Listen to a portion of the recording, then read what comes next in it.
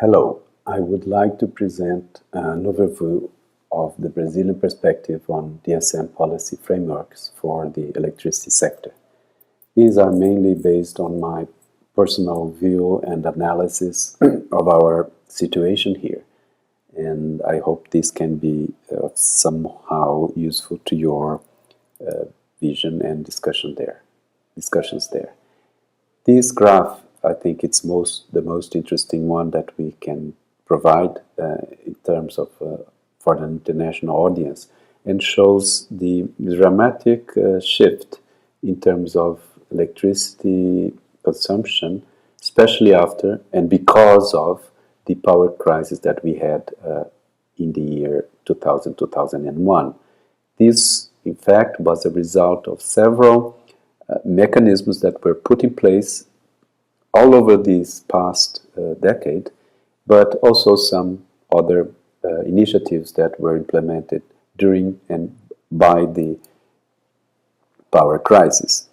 The one I would like to highlight is a regulation that were put in place in fact, year 2000, in 1998, which is a regulation that obliges the utilities to invest in energy efficiency programs. Over this entire period, a total amount of $2.3 billion were collected from customers. These are programs that are funded as a small percentage on the customer utility bill, and the programs are implemented by the utilities but supervised and approved by the regulator. Also, as a result of the power crisis, we had another law. This was regulated by a law, and another law, which is called the Energy Efficiency Law, was created to give the state the power to set energy efficiency standards for all energy-consuming equipments in the country. So, these are examples of several mechanisms that were responsible in the end, including more information to customers. Electricity prices went up also. All these things help to explain this dramatic shift that persisted over the years, and just now we see some drop at the end here. After 2008, this is due to international economic crisis, but Brazil is responding now as it gets out of the recession in terms of increasing its energy consumption. What I will do is to try to highlight some of the experiences that we had over these last 10-15 years. Just to summarize, I could say that Brazil has had national programs, national energy efficiency programs for the electricity sector, the Procel, and for the oil sector, the Compet, since the mid-80s and 90s. This law, which was it's a national law implemented in the year 2000, was the one responsible for providing this largest funding which is available now for energy efficiency programs in the country. It is about 0.25% of electricity sales of distributing companies all over the country. We collect, on average, or at least over the last year or so, about $200 million for energy efficiency programs. The other important law is the Energy Efficiency Law. As I said, it was implemented during the energy crisis, and it basically gives the power to the state to establish standards, energy standards for equipment, buildings, vehicles, all energy consuming equipments as we understand it. In summary, I could say that Brazil has had over the last decades experience with several types of mechanisms and programs. But nevertheless, the country has not been able yet to conceive and implement an integrated energy efficiency national policy. This is something which has been discussed. We hope to have this in place very soon, but it's still not yet something that we can be very proud of. This graph or this diagram here shows or summarizes some of the instruments and mechanisms that we have had put in place in the country. We had a collection of supporting mechanisms, a collection of command and control mechanisms, market mechanisms, and of course important funding mechanisms as well. For this short presentation, I will talk more about the regulation that we had that established this funding mechanism. It's not only the funding mechanism which is important, but also the process of establishing and setting the procedures to have the utilities to implement meaningful energy efficiency programs in their end users. These programs, as I said, are funded by a small percentage on electricity revenues and must be implemented in end-use energy efficiency programs in their concession areas. There are several types of projects. Most of them deal with the replacement or retrofit of existing installations. There's some provision for experimenting with new and innovative approaches to energy efficiency. Some of projects are what we call educational projects. Some are training programs that target especially public sector personnel.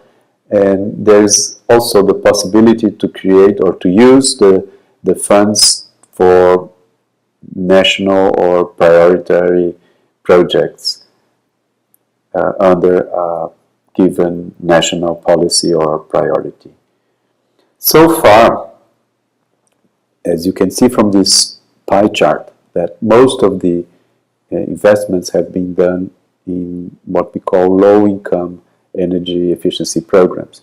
These programs are a collection of initiatives to replace refrigerators, old refrigerators for new refrigerators, lighting equipment, getting rid of incandescent lamps, but also it has investments in improving the local electricity distribution networks in these slum or what we call favelas areas, and also in some cases improving even the internal wiring of these housing facilities.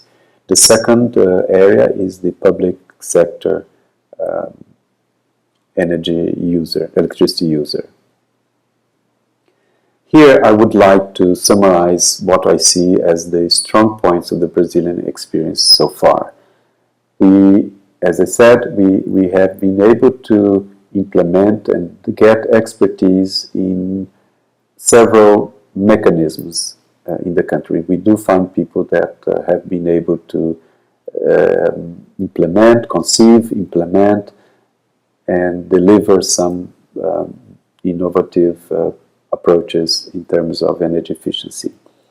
We have been able to create a certification base for the labeling and the MAPS programs in the country. We needed to have laboratories that could measure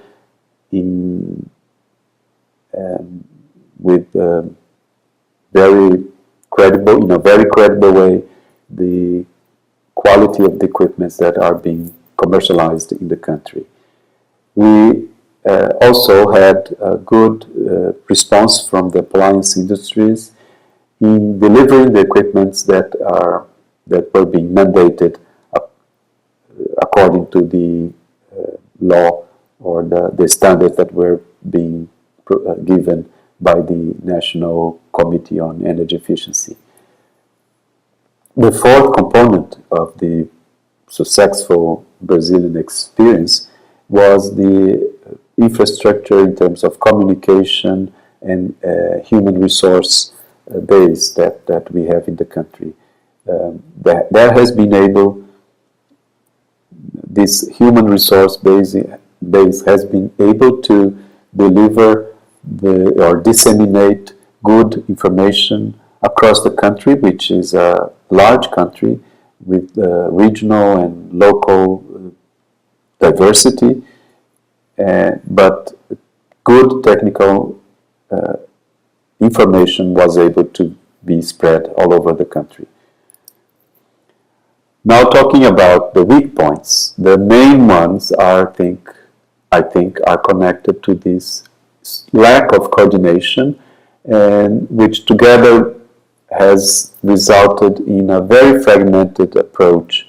We haven't been able, in fact, to profit from different agencies that are doing almost similar activities, but they don't join their efforts, and we don't see energy in a more systemic way. So I think we are losing opportunities to transform energy markets in a more efficient and more rapid way. The other area is that we lack a great deal of knowledge from our consumer.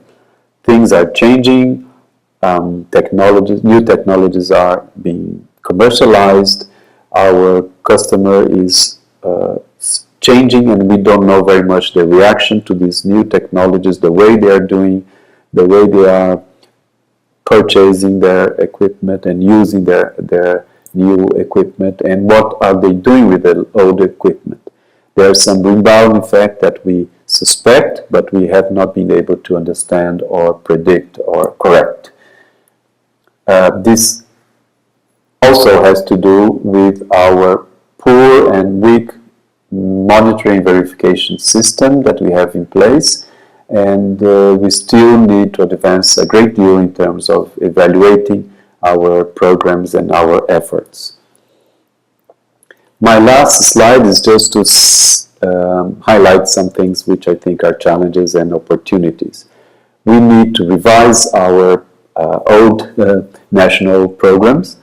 I think they are known in the country, but they need to be more proactive compared to what they have done over the last at least 20 years. We need to progress a great deal in terms of evaluation of programs. We need to provide more transparency and accountability to customers and see how they have been impacting on tariffs in the short and long term. The regulator, which is ANEL, has limited staff and expertise in doing that, so this is one area where we should provide some backup and resolve it in a more institutionalized way. As I said, there is a lack of coordination between agencies, and there is a lack of a champion or a leader in energy policy in the country, which could be, well, the coordinator of a national energy efficiency plan. Last but not the least, our energy planning, the national energy planning, which is long-term energy planning, which is done every 5 years, needs to incorporate energy efficiency in terms of target, investments, and should provide ways to monitor the progress of these activities. Briefly, this is what I think I could provide to you, and I hope this can make sense to you, and I welcome any doubt or queries that you may have. These are my contacts, and I should be available for some few questions on the phone following this presentation. Thank you very much.